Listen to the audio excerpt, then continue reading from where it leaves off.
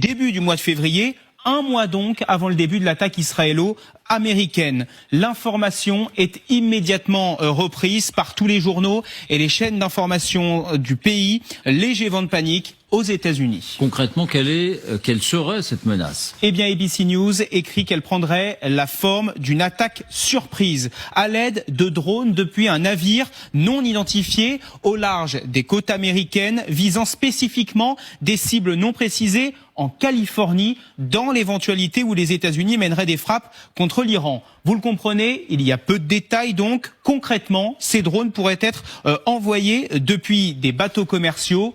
Gavin Newsom, le gouverneur de la Californie, est aussitôt interrogé. Bien que nous n'ayons connaissance d'aucune menace imminente pour le moment, nous restons prêts à faire face à toute urgence dans notre État. Mais alors cette menace est-elle crédible ? Eh bien, on l'a dit, elle vient d'une note du FBI. Le sérieux Los Angeles Times dévoile que l'alerte avait été émise sur la base d'informations reçues par les gardes-côtes américains. Alors, comment et pourquoi? Aucune précision. Ces gardes-côtes auraient agi de manière préventive. Une source révèle que le journal et que l'alerte n'était pas considérée par le FBI comme crédible à l'heure actuelle. Donald Trump est lui-même interrogé. Écoutez-le.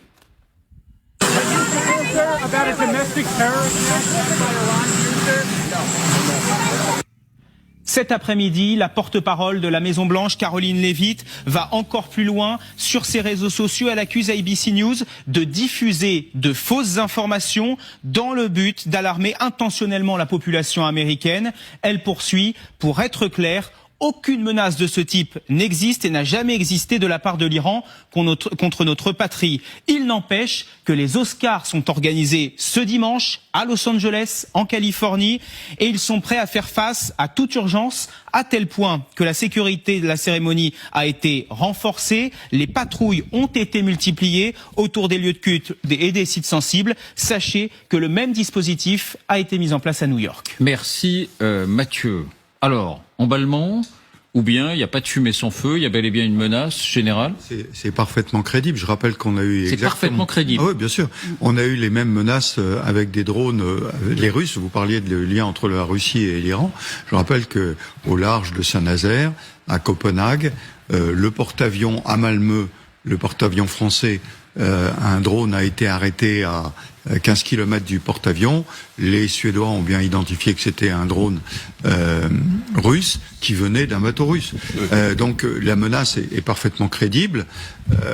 Maintenant, est-ce qu'il y a des précisions? Non. Moi, ce qui m'amuse beaucoup, c'est la réaction du président Trump. Parce que je rappelle qu'il a donné comme une des excuses de l'attaque que des missiles iraniens pouvaient frapper les États-Unis, ce qui est totalement faux, là. Alors totalement là, pour le coup, faux. il parlait de missiles stratégiques, mais c'est-à-dire capables de faire 15 000 km. Oui, donc c'était totalement faux. Mais en revanche, que des drones partant de bateaux commerciaux au large de la Californie attaquent la Californie, ça c'est parfaitement crédible. Et lui, il arrête ça d'un non, c'est pas possible. Est-ce qu'un bateau commercial iranien ne serait pas suivi de très près par tous les satellites américains autour de la Terre et même les moyens aériens? Mais il n'a pas forcément, il n'a pas besoin d'être iranien. Voilà. Il peut être indien, il peut être pakistanais, il peut être du Bangladesh, il peut être du Bénin ou je sais pas quoi. D'ailleurs, les bateaux Saint-Nazaire, il avait changé 3 fois de pavillon, il n'avait pas un pavillon russe du tout, et pourtant il y avait une équipe russe à l'intérieur du bateau. Donc voilà, c'est ce qu'on appelle la guerre asymétrique, une fois de plus.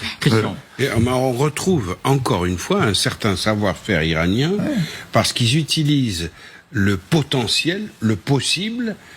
Ça n'est pas du tout inimaginable, comme vous venez de le dire, en général. Ils utilisent le possible pour en faire un instrument de menace. Et ça marche, puisque tous les médias américains vont reprendre ça. Et le doute s'installe. Et cette façon qu'a le régime iranien de travailler la communication et l'instabilité permanente par rapport aux États-Unis est quelque chose d'assez frappant qui fait partie de la guerre actuelle. Et moi, je suis assez frappé par cette maîtrise de la communication dont l'Iran fait preuve. Sauf que le général nous dit c'est une menace qu'on ne peut pas écarter d'un revers de la main. Sophia. Oui, effectivement, je vous rejoins tout à fait. Il a parlé de dangers et de missiles qui n'atteignent même pas l'Europe de l'Ouest. Par contre, les drones qui sont un réel danger, il les écarte d'un mouvement de la main. Oui, il y a un risque et pour 3 raisons. D'abord, les Iraniens maîtrisent parfaitement l'industrie du drone, à tel point qu'ils l'ont exporté jusqu'en Russie, qui eux-mêmes, les Russes, le produisent des drones pour aller frapper tous les jours l'Ukraine, premièrement. Deuxièmement, il ne faut pas oublier que l'Amérique du Sud est la base arrière de l'Iran. Certes, il a fait son coup sur le Venezuela, le président américain Donald Trump.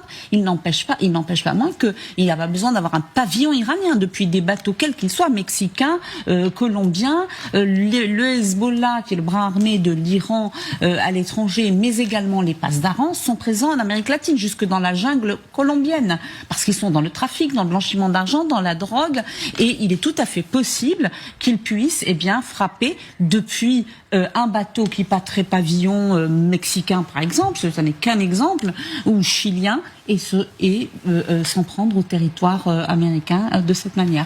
Bon, mais le tableau qu'on dresse, imaginez ceux qui nous écoutent, Hormuz, pas de solution, la puissance de représailles iranienne chez les pétromonarchies arabes, pas de solution non plus pour l'instant, et on voit que les banques américaines ferment à Dubaï, et j'en passe, et des meilleurs. Une menace qui pourrait s'exporter jusqu'au sol américain. Magali.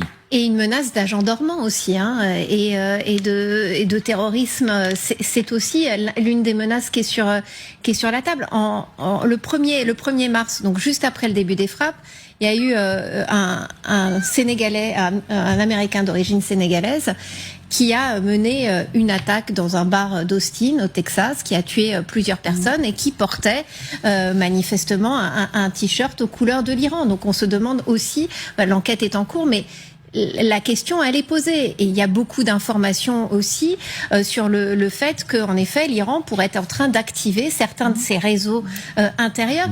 Et alors,